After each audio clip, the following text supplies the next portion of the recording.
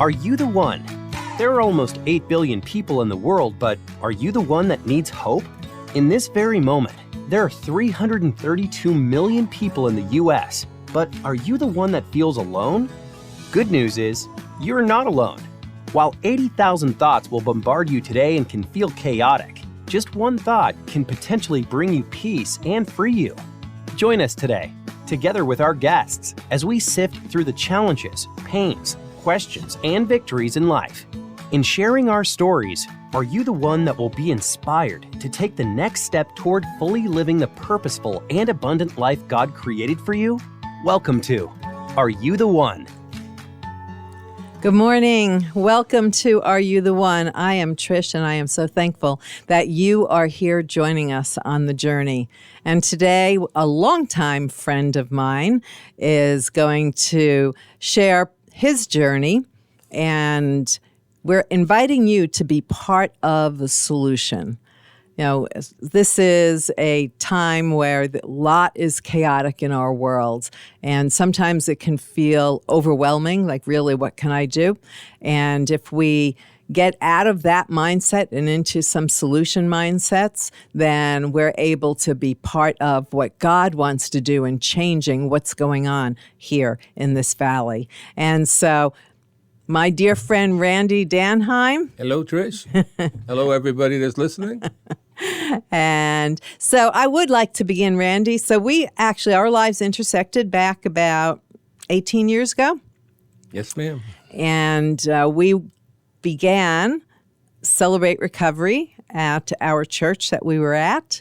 And it's started in a living room with just 8 of us. Correct. Right. And then it went on from there, and God did what God does. God started preparing that church for that 8 years ago when I was at Center for Healing, bringing guys there every week, and those guys behaved, and they were like, a lot of the church had, they were watching. They were a little bit afraid because they have a school there. And I brought a lot of people that were recovering from alcohol and drugs, and the drug addicts in recovery won over the church. So I think that opened the door for that CR to be so accepted there. Yeah, absolutely. Absolutely. So I'd like to back up a little bit so that people understand why you have a passion for what you do, and explain to them a little bit of your background and where you are today. And then we're going to talk about kind of solution things, maybe. In 1996, I got arrested for the second time in this particular time, it was for a probation violation because I had moved across the county line to try to get away from my other probation officer. That was the Maricopa County one. And so I moved to Pinal County thinking I could sneak a new probation officer because she was kind of like closing in on me because I'd been using on probation for the last 2 years. And, I won't give you her name, but God actually put her in my life for a reason. She was a big, important part of me eventually getting sober. And I got sober May 1st, 1996, and I was rescued by the police. I wish the police were still rescuing people more and not driving by as much. But that being said, I'm passionate because God restored everything to my life. I got out of the county jail back when it was the tent city and Joro Piles, was ruling the roost, and we had pink underwear. And we really didn't have green bologna, but it was a good advertising. But it was a time when he allowed for some jail recovery. There was a thing called Alpha. I was the first court-mandated Alpha patient. I was in the 4th group. And in that time in Alpha was the first time that I'd actually began to work on myself and to look at my life and holistically. And I had made a decision that, I'm going to turn this around. And I didn't know how to go about it. And I started going to the it was Protestant with communion, non-Catholic services in the jail. Mm-hmm. Originally, I went to those because I thought I might be able to hustle a cigarette off of somebody because I was a smoker at the time.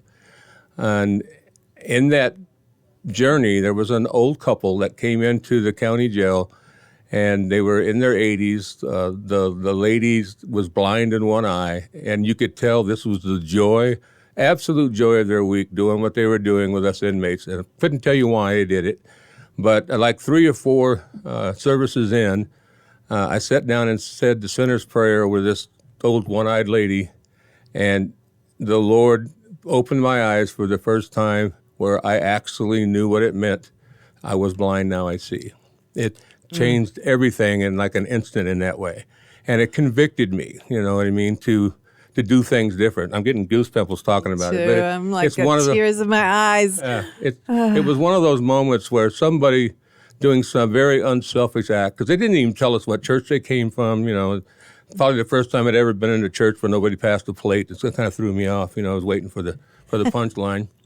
And I've honored that old woman, even though I don't know her name, several times in the jail volunteers benefits. I used to sing I'm a singer, and I started singing in jail. And the day after I said the sinner's prayer, it was 105 degrees. It was just after my birthday. I was on a top bunk in a tent, and it was, hot.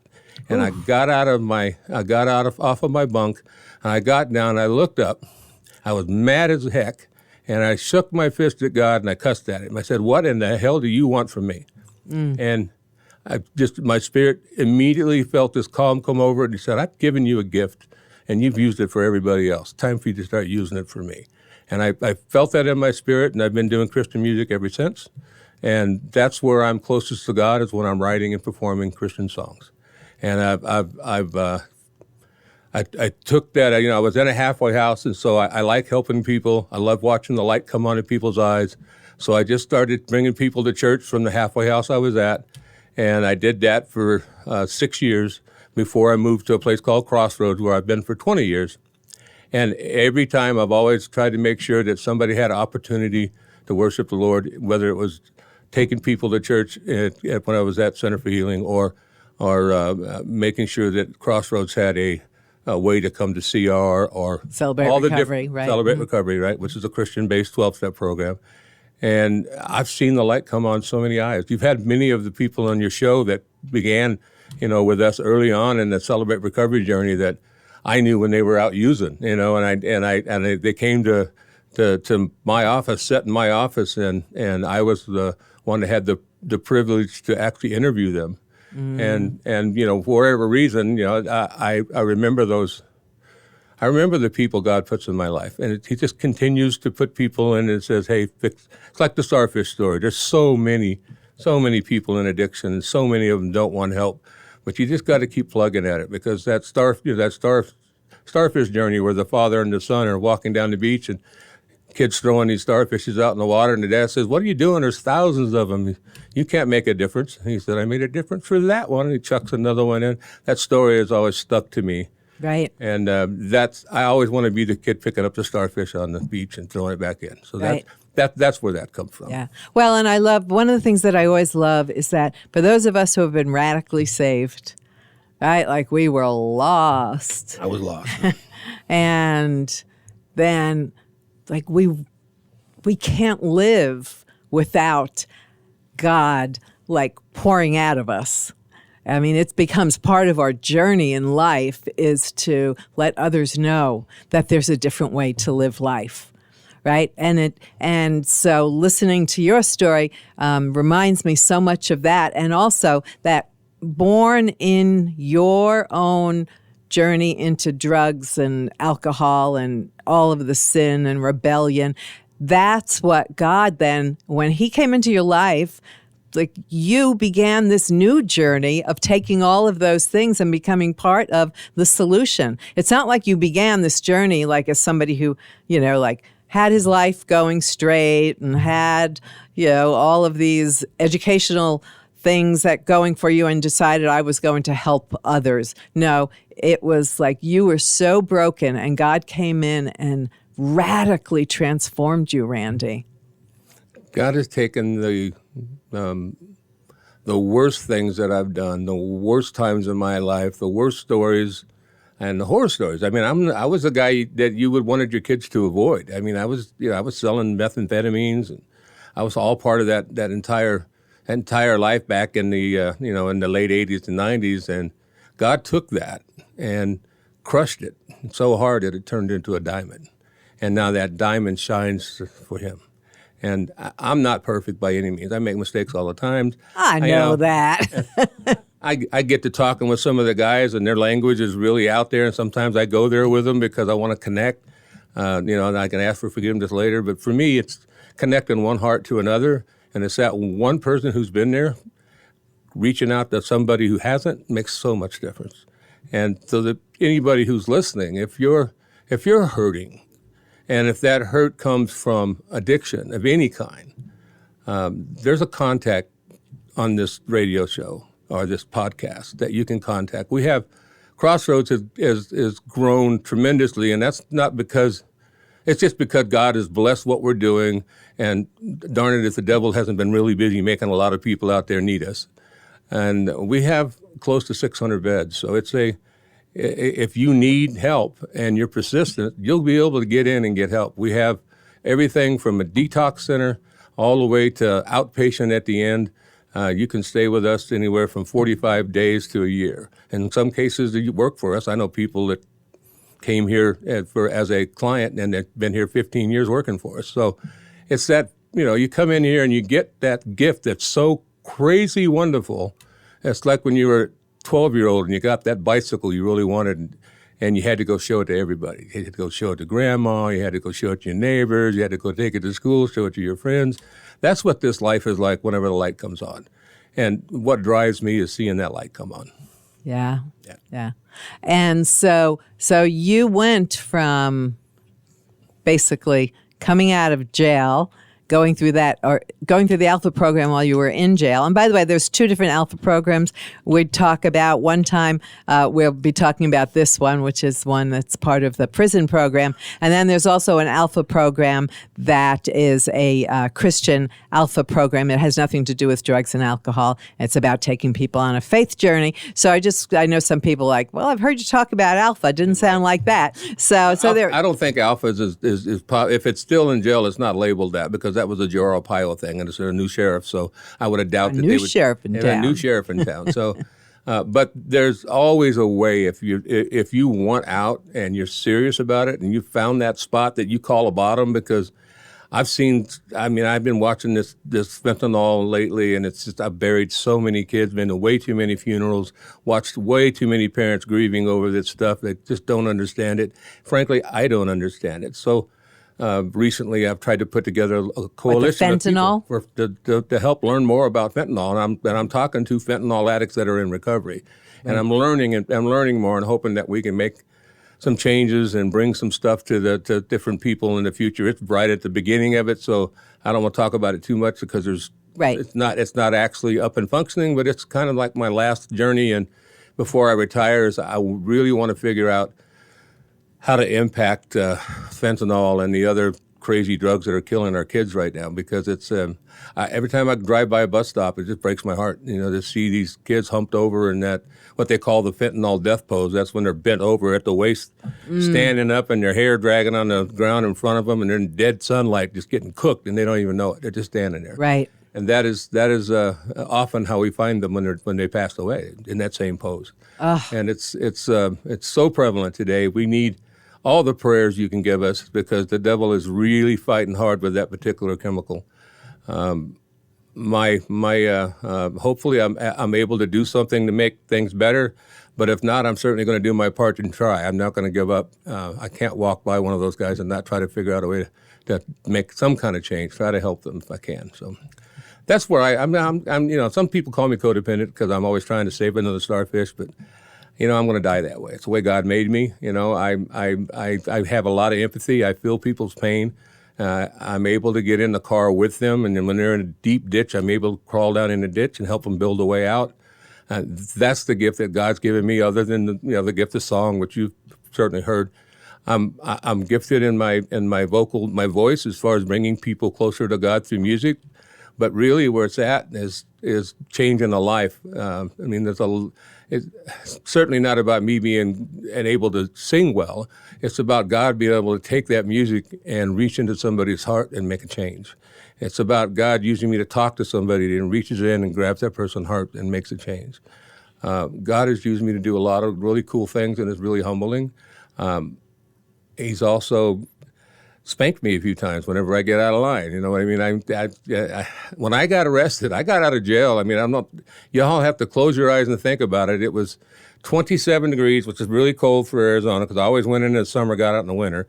And I had a tank top and a pair of gym shorts that no longer fit me because I ate a lot in jail. And they put me in a paper paint suit and let me out at 3 o'clock in the morning. And I was on my own walking at 3 o'clock in the morning to the halfway house the judge had ordered me to go to. Happy to be out, but freezing my tail off. But Right. all I had was paper paint suit, clear plastic bag with some underwear, some papers, release paperwork, a pair of combat boots that I think I stole from the inmate labor detail, and that was it. Yeah. And today I'm doing really well.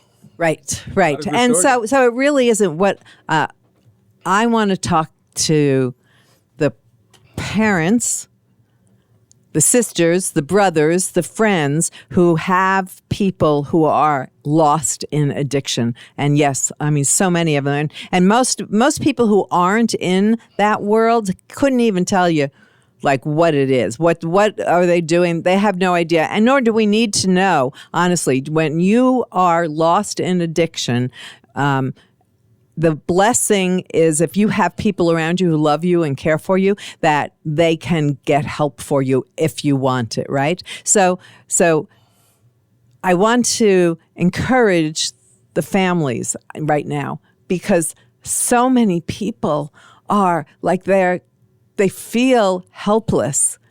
And there are programs like Hopeless too. That's what they feel. absolutely. No hope. Absolutely, they feel no hope to change things. And I don't want this to be about that there's no hope. There is hope. Of course there is. There is hope. This fentanyl, this whatever your son, daughter, friend, or you're into, there is hope and there is a way out. And I'm sure, Randy, your life is one, but you're one of the starfish, right? Absolutely. Like you're one of the Somebody plucked starfish. me out. You bet. Yes. Happened to be a policeman.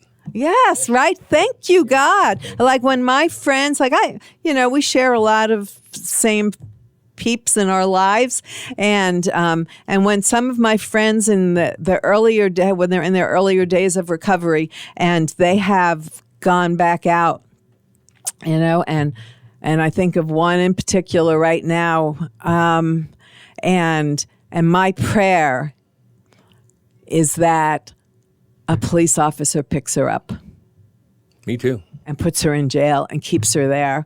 The only good calls I've gotten in the last, 3 years from her have been when she's been in jail. And so something to the parents and loved ones of people who are addicted.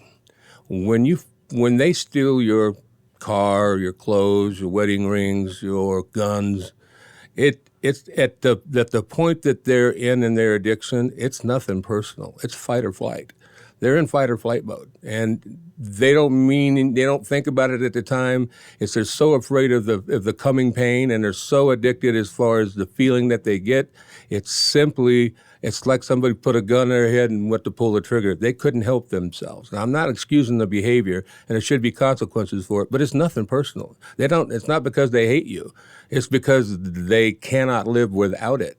And the addiction is so strong that you're the most likely target because you're the one that's closest by, and you're the one that they have access to.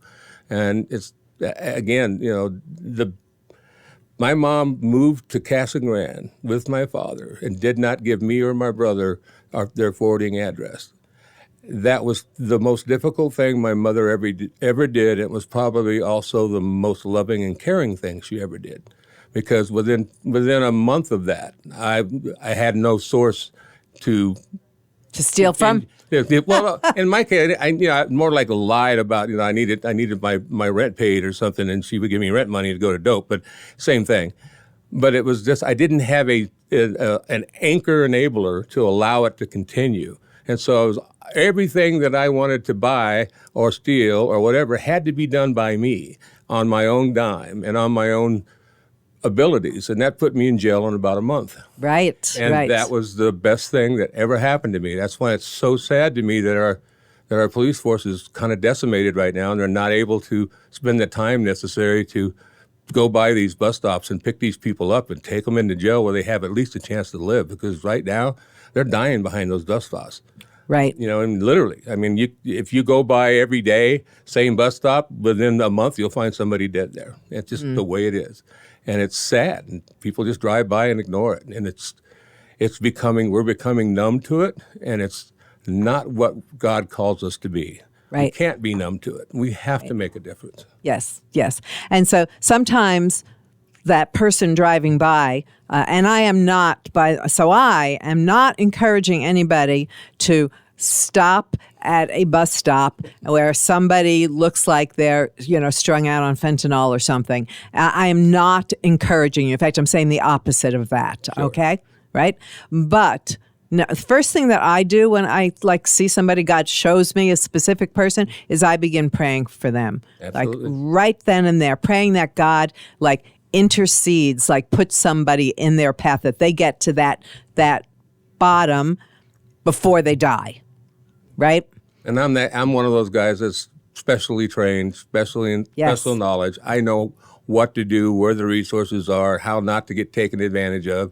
And frankly, if somebody tries to hurt me in that condition, chances are they're not going to be too functional. I'm pretty safe.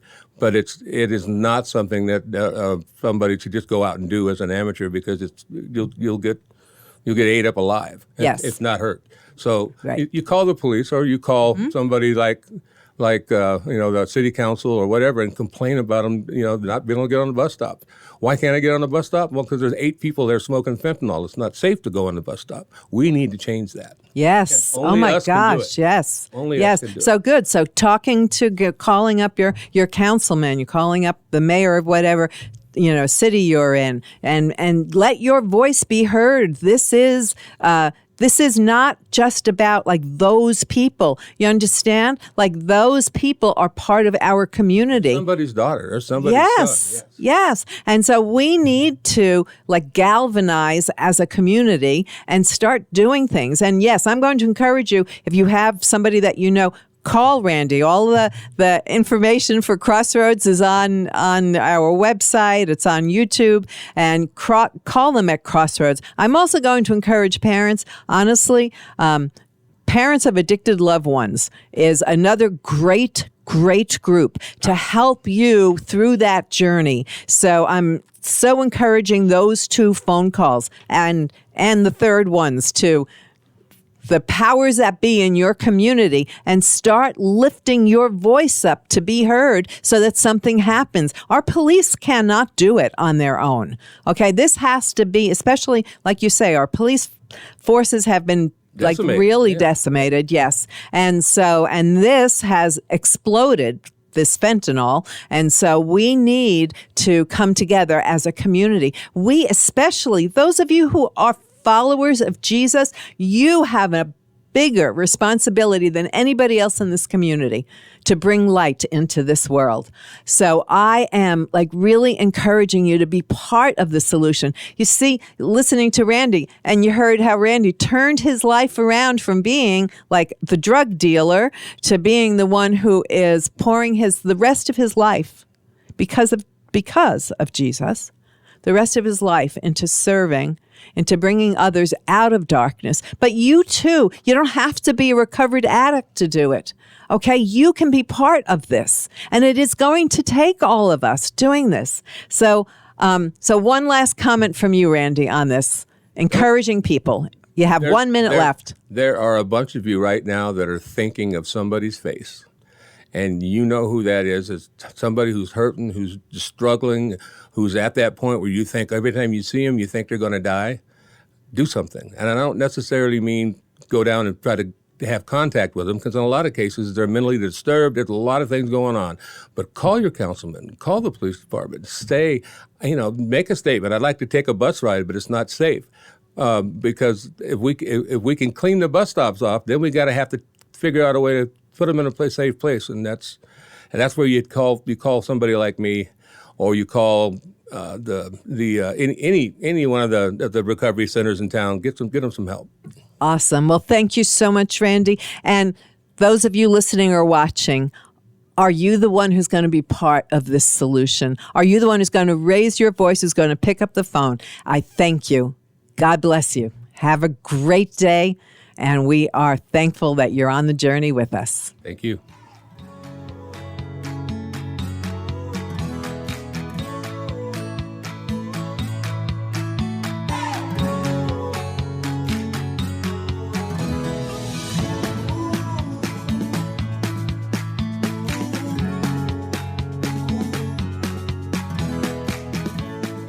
Thank you for listening to Are You the One today. We are grateful that you chose to get into the messiness of life with us. We pray that you have been encouraged and blessed and are ready to perhaps take that next step. Remember, you are not alone. Please visit our website, areyoutheoneshow.com, for resources and reinforcements to help you navigate your way to the heart of God and His great plans for your life. Join us again next week as together we dive into the deep end of life's issues on Are You the One?